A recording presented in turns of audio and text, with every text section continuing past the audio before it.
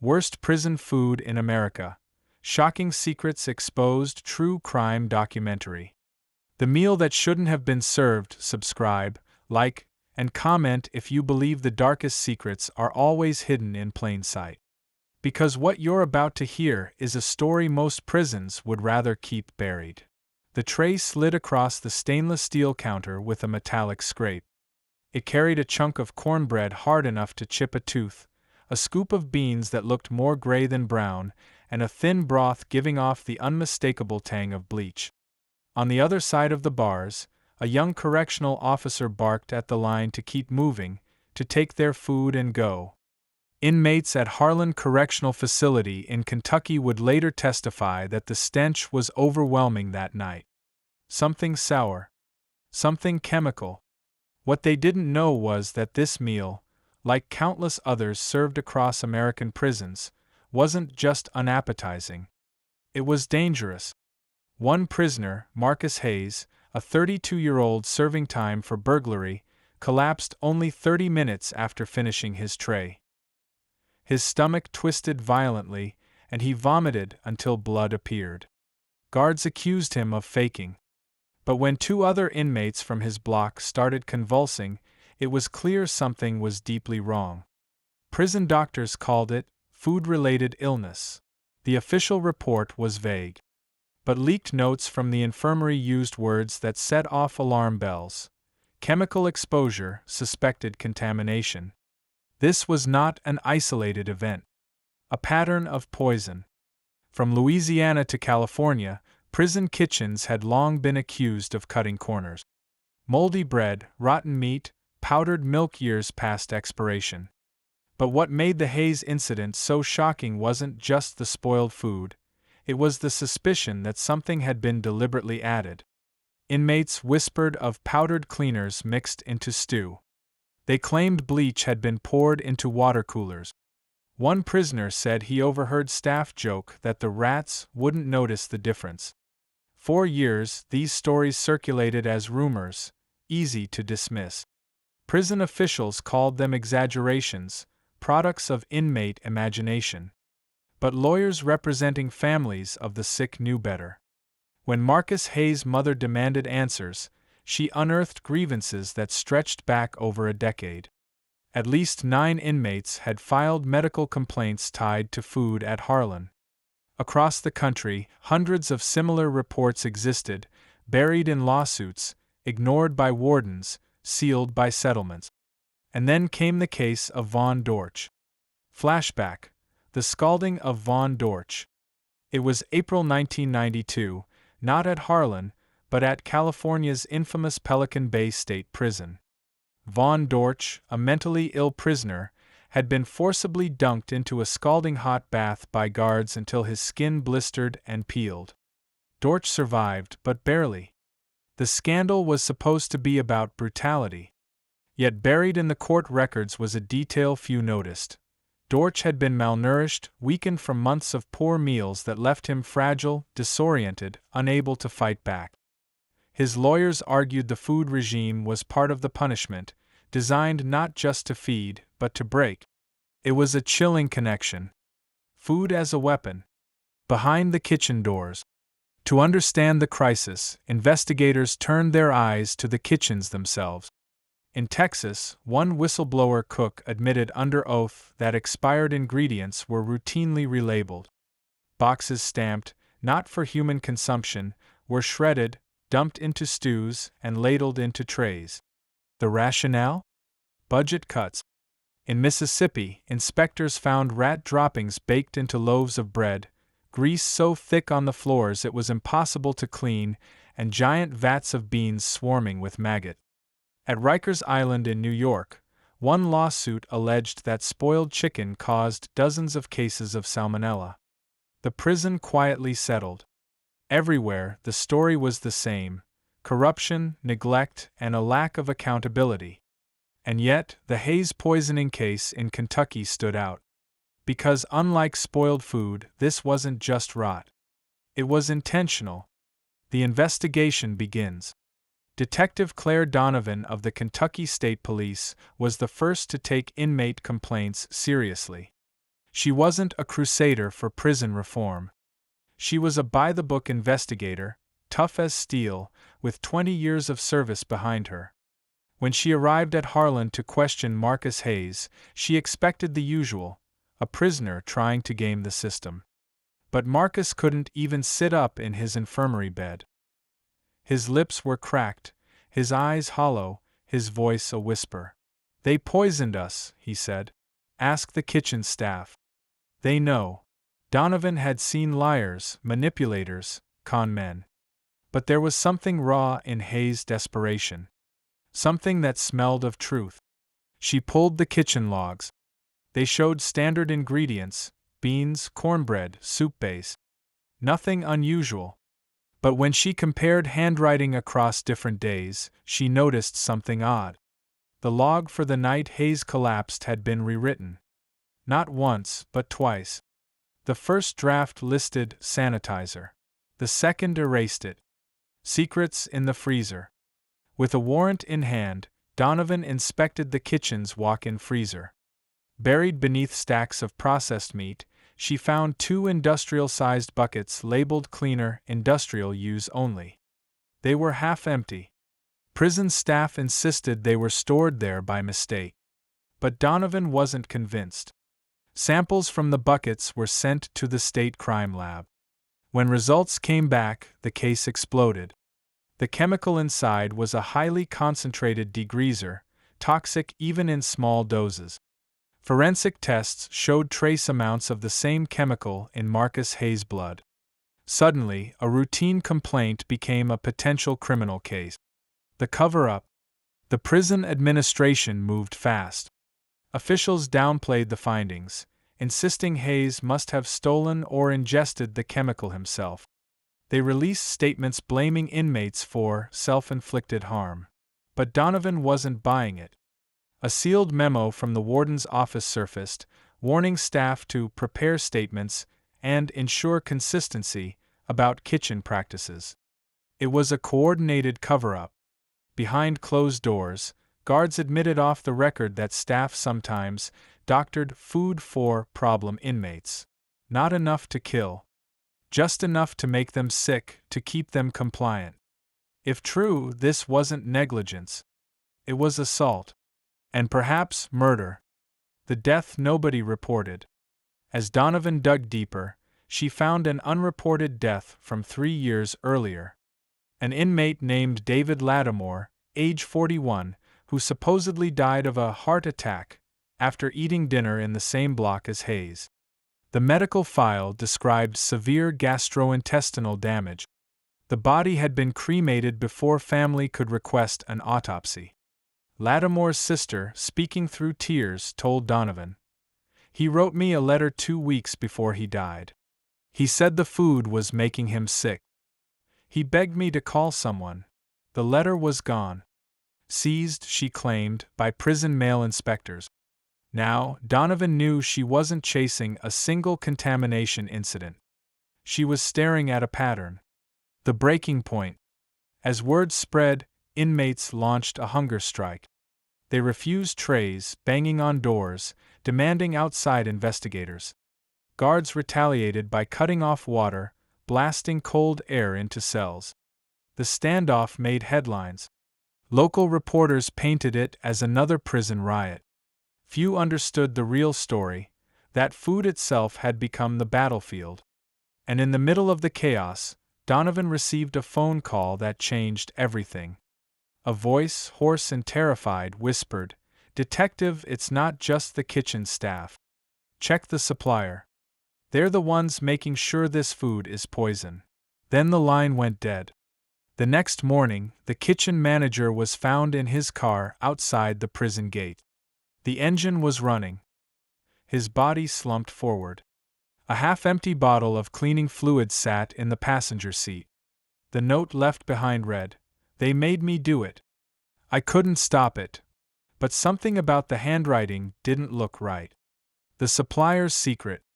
Subscribe now if you believe the truth always finds a way to the surface. Because in this chapter, the trail of poisoned food leads far beyond prison walls. A death that didn't add up. Detective Claire Donovan stood over the car, exhaust fumes still curling into the morning air. The body of the prison kitchen manager, Frank Rourke, was slumped behind the wheel.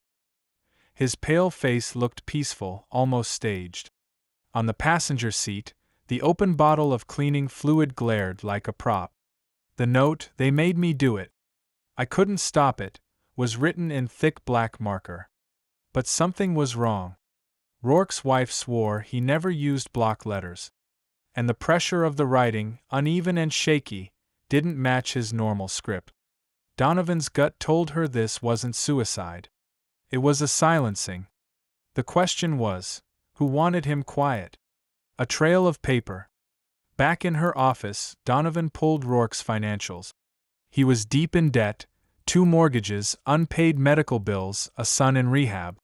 A man vulnerable to pressure. But also, a man who had nowhere near the power to orchestrate systemic poisoning on his own. Then she saw it.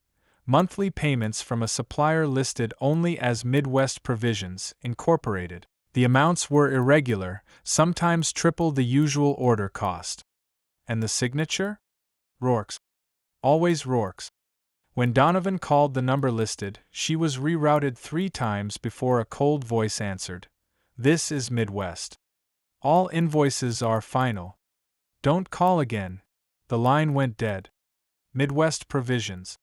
Midwest Provisions, on paper, was a food distributor based out of St. Louis. Their contracts covered multiple state facilities: Kentucky, Ohio, Indiana. The company had received over $50 million in government contracts in the past decade. But deeper digging revealed something else. Midwest had been cited multiple times for expired goods, contaminated shipments, and administrative errors. Each time, the complaints vanished after quiet settlement. And then Donovan found the most chilling link. The very same company had supplied food to Pelican Bay in California in the early 2000s, the years when multiple lawsuits accused the prison of serving food unfit for human consumption. This wasn't coincidence. Inmates speak. Donovan returned to Harlan Correctional Facility to interview inmate. Many refused to talk, fearful of retaliation. But one, Robert "Slim" Daniels, slid her a folded note under the interview table. Written in cramped pencil, "Check the cans. Labels don't match the content." That night, Donovan requested access to the prison storeroom. Under the buzzing fluorescent lights, she pulled down dusty cans from the shelves. At first glance, they looked normal: standard government-issue beans, stew, powdered milk. But when she peeled back one label, she found another underneath. The original stamp read, "Expired 2007, animal feed only." She pulled 3 more. Same story. Relabeled, repackaged, sold to prisons as human-grade food. It wasn't just bad food. It was fraud. The whistleblower. 2 days later, Donovan received an encrypted email from an anonymous source. The subject line read, "Midwest Provisions, you're not safe." Inside was a scanned document, a shipping manifest showing that animal feed cornmeal had been relabeled as enriched cornmeal for human use. The document bore Rourke's initials, but the email claimed he was forced to sign. Orders came from above. Attached was a final message: "Meet me tonight. Lone Star Diner. Midnight. Lone Star Diner." Rain hammered the windows as Donovan slid into the back booth. A man in a faded hoodie and ball cap sat across from her, his hands trembling around a cup of black coffee. "I drove trucks for Midwest," he said, voice low. "They paid us to keep quiet. Half the shipments weren't food grade. Some came from warehouses condemned for contamination. Others were reject stock, stuff full of mold, chemicals, even rat poison traces. We knew it wasn't right. But they threatened us. Said if we talked, we'd end up like Rourke." Donovan leaned forward. "So why talk to me?" The man's eyes darted around. "Because it's bigger than you think. Midwest doesn't just sell to prisons. They're tied to private contractors, politicians. They want prisoners sick. Weak men are easier to control. He slid her a flash drive. Everything's on here.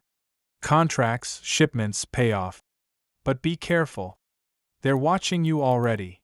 Before Donovan could respond, the man stood and walked out into the rain. That was the last time she ever saw him alive. Vanished witness.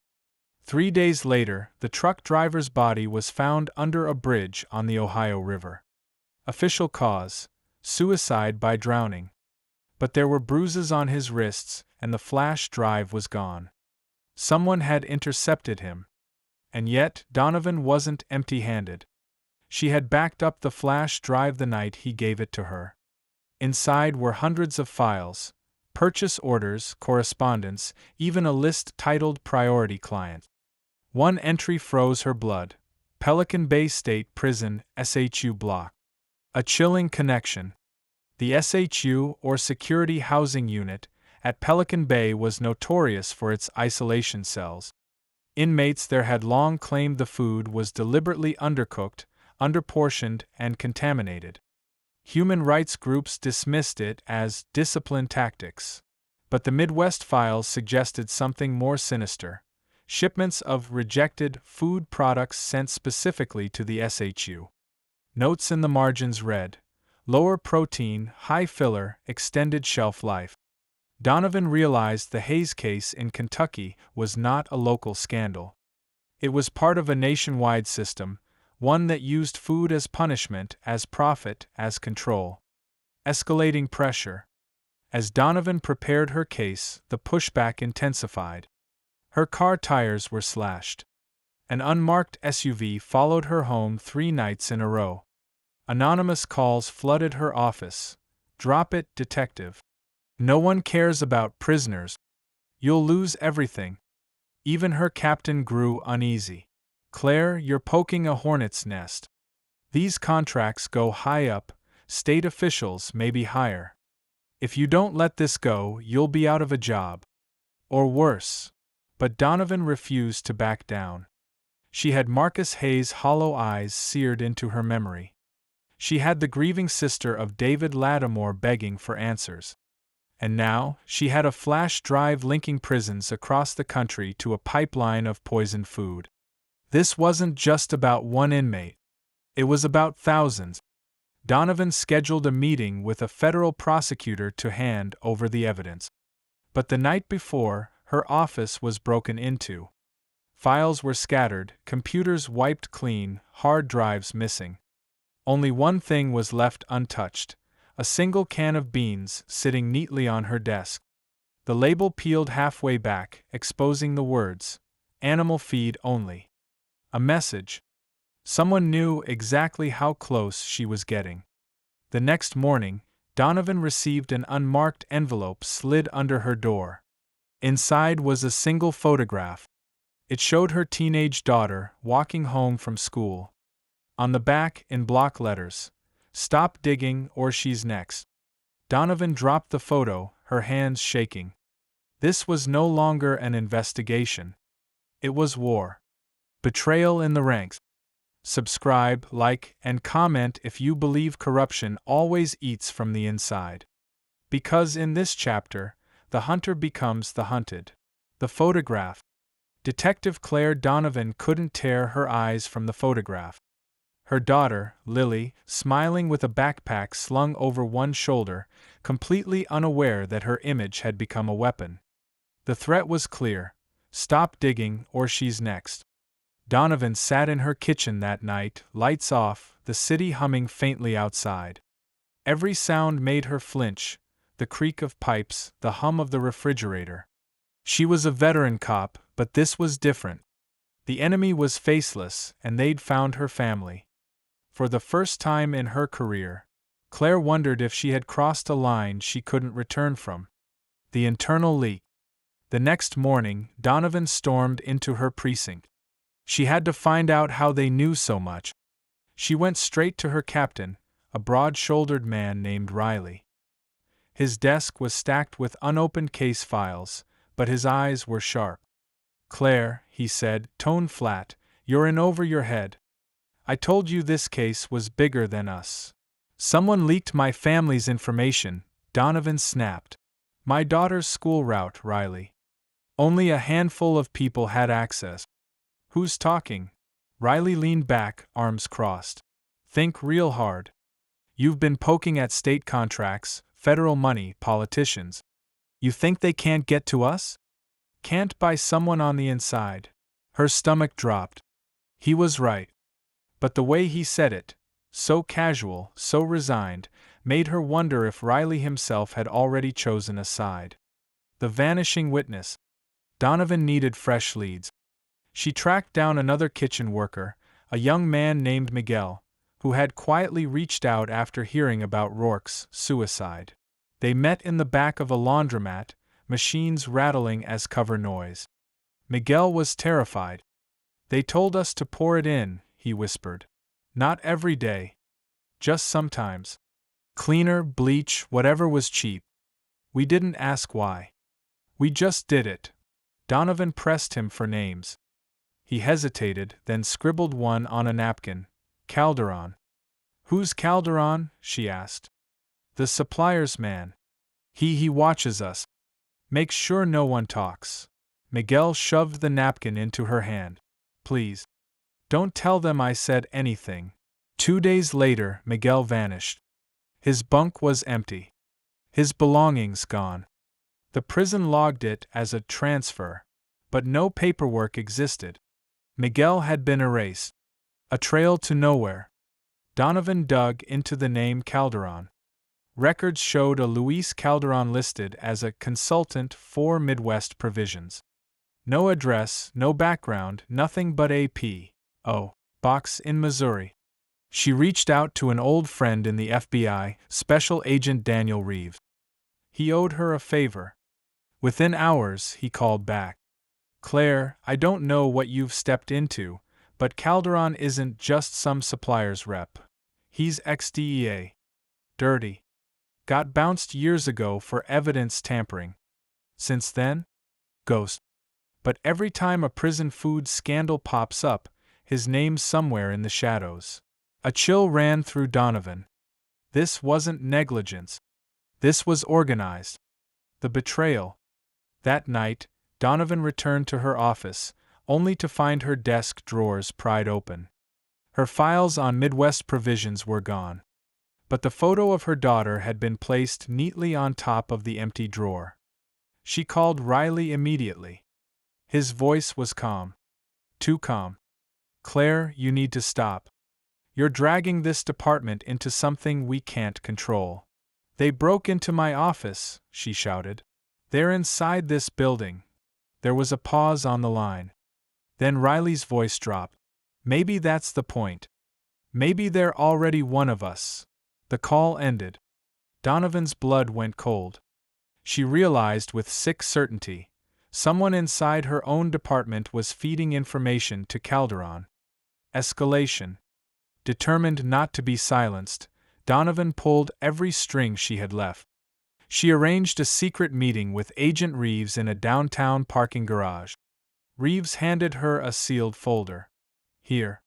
Internal memos, contracts, wire transfers. Midwest is paying off state officials to keep quiet. But look at this, inside was a list of preferred contractors. Among them, Corrections Corporation of America, a private prison operator with facilities nationwide. They're not just feeding inmates bad food, Reeves said grimly. They're profiting off it. Malnourished prisoners are easier to control. More compliant. Less likely to riot. And when they do get sick, medical bills mean more contracts, more kickbacks. Donovan's hands shook as she flipped through the files. This wasn't corruption in one prison. This was an empire built on starvation. The warning. As they spoke, a black SUV pulled into the garage. Its headlights stayed on, blinding them. A door opened. A man in a tailored suit stepped out, calm, confident. It was Luis Calderon. Detective Donovan, he said smoothly. You're very determined. That's admirable. But let me be clear. If you keep going, you'll lose more than your career. Reeves reached for his gun. Calderon smiled, unarmed. Do you think bullets stop a system this big? We own the food, the prisons, the contracts. People like you? Your noise. And noise gets silenced. He slipped back into the SUV. The car rolled away, swallowed by shadows. The breaking point. Reeves turned to Donovan, face pale. You need to walk away, Claire. I can't protect you. Not from this. But Donovan shook her head. If I stop, they win. And more men die eating poison. The next day, Donovan returned home to find her front door ajar. She rushed inside, heart hammering. Her daughter's room was empty. On the bed lay a single tray. On it, a scoop of beans, a crust of bread, and a carton of sour milk. Pinned to the tray was a note. Eat what they eat, or you'll never see her again. Donovan collapsed onto the bed, shaking. Her daughter had been taken. And now, to save her, she would have to step inside the very system she was trying to expose. Into the belly of the beast. Subscribe, like, and comment if you believe no one is safe when corruption controls the system. Because in this chapter, the hunter steps into the lion's den. The tray on the bed. Detective Claire Donovan sat frozen, staring at the prison meal tray left in her daughter's room.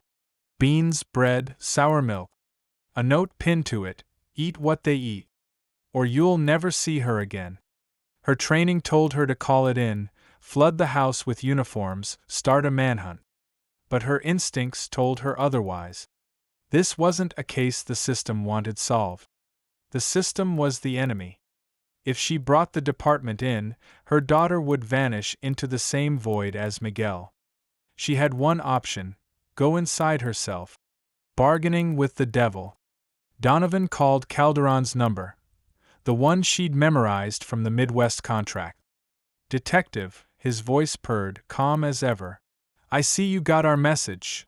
Where's my daughter? She demanded. Alive. Safe. For now. If you want her back, you'll play your part. Step inside the facility. Eat their food.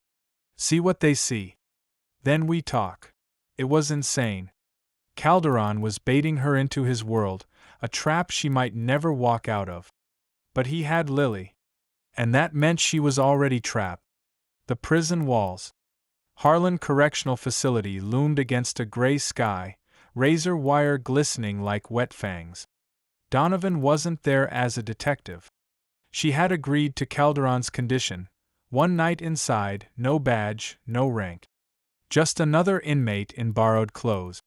The warden, stone-faced, led her down the tiers. Cells echoed with shouts, fists clanging against bars. She could feel eyes crawling over her, predators sizing up fresh prey. In the cafeteria, a guard shoved a tray into her hands. Cold beans. Rubber chicken. Water tasting faintly of chlorine. She sat at a steel table, the noise deafening. An inmate with tattoos crawling up his neck leaned in. You don't belong here, he muttered. But now you're one of us. And that means you'll eat what we eat. Donovan forced down a bite. The taste was metallic, chemical, wrong. Within minutes, nausea rolled through her stomach like a storm. Around her, men coughed, some spitting into napkins stained with blood. She understood, viscerally, what her investigation had only hinted at. The food wasn't just punishment. It was control. A message in the meal. As Donovan pushed her tray away, she noticed something scrawled in pencil beneath the plate. A single word, Block D. Her pulse quickened. Someone inside was trying to reach her. That night, she slipped away from the guard escort and found Block D, a wing long abandoned, lights flickering, dust thick in the air. A door creaked open. Inside, 3 inmates waited. One was gaunt, eyes sunken. He stepped forward. You're Donovan. We've heard of you. She stiffened. How? Word travels. We know you're looking into the food. We've been keeping records. Logs. Names. Even photos. Smuggled out through family visits. He handed her a worn folder. Inside were handwritten notes. dates, meal descriptions, symptoms, inmate names. One page caught her breath, an entry from the night David Lattimore died. Meal tasted like chemicals. Several sick. Lattimore vomiting blood. Guards laughed. Next morning, dead. This was evidence. Hard proof. But before she could thank them, the sound of boots thundered down the hall. The folder was ripped from her hands. Guards stormed in, faces masked, batons raised. Contraband, one bark. You're coming with us. The black cell. Donovan was thrown into a pitch-black solitary cell, the air damp and suffocating. Hours passed, or maybe days. Time dissolved. Her stomach cramped violently from the cafeteria meal. Then the door opened.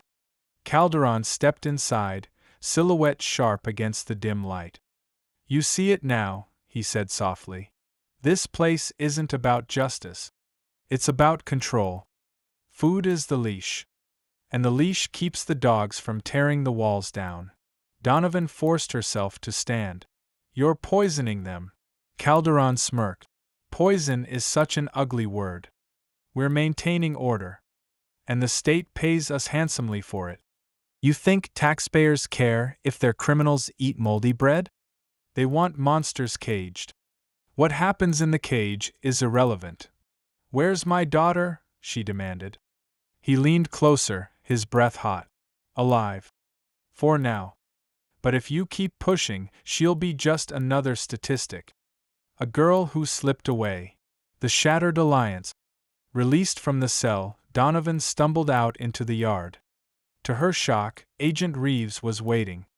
Claire, it's over, he said, voice low. The feds are backing out. Too messy, too political. They're shutting the case down. You can't be serious, she hissed. We have evidence, not anymore. The files are gone. The witnesses are dead or missing. And you? His eyes darted nervously. You've become a liability. They think you're compromised. Donovan stared, betrayal searing through her. Reeves had been her last ally. Now even he was walking away. Or worse, maybe he already had. Desperate measures that night, Donovan was smuggled out of the prison by an inmate she barely knew, a wiry man with haunted eyes. You want your daughter? He whispered. There's only one place they'll take her. The farm. The farm. He nodded. Old warehouse. Midwest storage. Out by the river. That's where they move the shipments. And where they hide the ones who talk too much. Donovan's heart pounded. If Lily was alive, that's where she'd be. Into the warehouse. The warehouse loomed in the darkness, its rusted walls buzzing with fluorescent light. Donovan crept through a side door, pistol drawn. The air stank of rot and chemicals.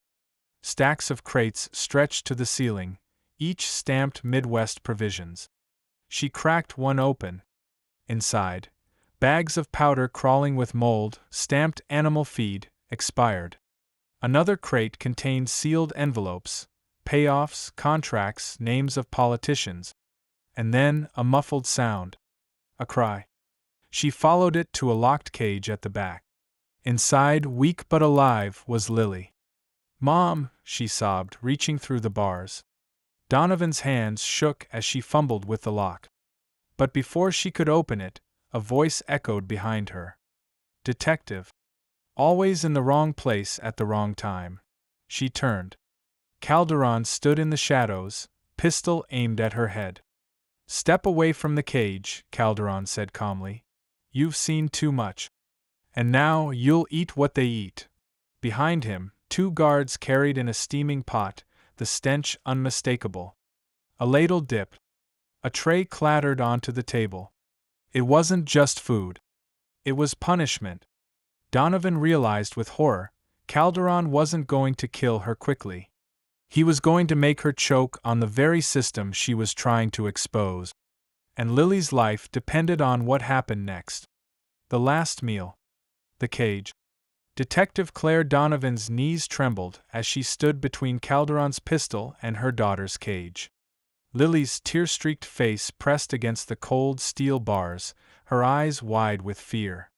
On the table, the tray waited: steaming stew, moldy bread, a carton of curdled milk. The stench was suffocating. Calderon's voice was almost gentle. "You wanted to expose us. Here's your chance. Show the world what they eat. Or watch her starve." His finger tightened on the trigger. Donovan's mind raced. If she lunged, Lily might get shot. If she obeyed, she might not survive the toxins. But if she refused, she'd never see Lily alive again. The first bite. She forced herself to sit at the table, hands trembling as she lifted the spoon. The stew was thick, metallic, oily with something chemical. She met Calderon's eyes and swallowed. Her throat burned instantly, stomach clenching. She gagged but forced it down. The guards smirked, watching like spectators at a twisted show.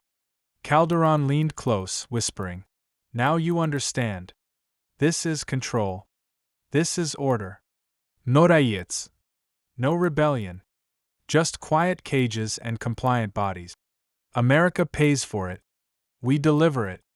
Everybody wins." "Everybody?" Donovan gasped. "Or just you?" He smiled faintly. "Everyone with a seat at the table." The revelation. Calderon snapped his fingers. A guard wheeled in a projector, flicked on the light. Grainy images filled the wall: politicians shaking hands, executives in suits, boxes of Midwest food stacked behind them. Senators. Governors. CEOs of private prisons, Calderon said. All partners. All feeding at the trough. "You think you can fight this?" "It is the system." Slide after slide revealed payoffs, dinners, contracts signed in smoky backrooms. Donovan felt bile rising, not from the stew this time, but from the sheer scale of corruption. Her investigation hadn't uncovered a conspiracy. It had stumbled onto an empire. The twist. Then came the final image. Captain Riley. Her own boss. Sitting beside Calderon at a banquet table, laughing, a glass raised in toast. Donovan's blood ran cold. Riley wasn't just compromised. He was in on it. And Calderon knew she saw. "Family dinners, detective," he said softly. "Your captain's been protecting us for years. Feeding us tips, scrubbing your evidence. Every move you made, he knew." The betrayal hit like a hammer. All her trust, all her faith in the department, shattered in a single slide. The double cross. But before Calderon could savor his triumph, a shot rang out. One of the guards dropped, blood blooming across his chest. The warehouse erupted in chaos. Agent Reeves stormed in, weapon blazing. "Claire! Move!" Donovan ducked, dragging Lily's cage toward cover. Calderon cursed, firing wildly. Reeves dove behind crates, shouting, "I couldn't tell you, I had to play along. But I'm not one of them. Not all the way. Not all the way." The words echoed like poison. The firefight. Bullets tore through crates of spoiled food, powder exploding into clouds that hung like toxic mist. The air filled with screams, gunfire, splintering wood. Donovan grabbed a fallen guard's keys, fumbling to unlock Lily's cage. The lock finally gave. She pulled her daughter into her arms. Reeves shouted from cover, "Get out, Claire! I'll hold them!" But Calderon was already circling, eyes locked on Donovan. "You think you win by running? You'll never outrun what we built." The final confrontation. Donovan's hand closed around the fallen guard's pistol. She stood, shielding Lily behind her, facing Calderon across the flickering shadows of the warehouse. "You poisoned men who couldn't fight back," she said, voice steady. "You fed corruption to every level of power. But tonight," she raised the gun, "you choke on your own lies." They fired at the same time. Calderon staggered, clutching his chest, eyes wide with shock. He collapsed against a crate, the projector still flickering behind him. But Donovan felt fire in her shoulder. The bullet had grazed her. She dropped to her knees, clutching Lily tight. The warehouse burns. Reeves rushed forward, grabbing Donovan and Lily. We've got to go, now. He set explosives along the crates, sparks crackling. Flames roared as the rotten empire went up in smoke. They stumbled into the night just as the warehouse collapsed behind them, fire devouring the evidence, the contracts, the poisoned food. It was over. Or so it seemed. The aftermath. News headlines blared. Warehouse fire destroys prison supply depot. Officials called it an accident. No mention of Calderon. No mention of Midwest provisions. Captain Riley held a press conference, praising swift action by law enforcement.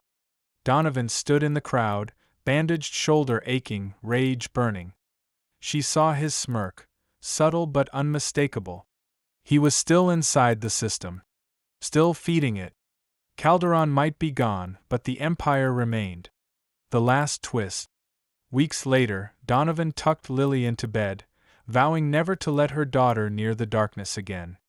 But when she opened her mailbox that night, a package waited. Inside was a single can of beans. The label peeled halfway back. Underneath, the words, "Animal feed only." And a note, "We're still at the table. Are you?" The screen fades to black. Food is supposed to sustain life. But in America's darkest prisons, it has been twisted into a weapon of control, of punishment, of profit. This is not just one case. This is a system. And until someone breaks it, the next meal could be the last.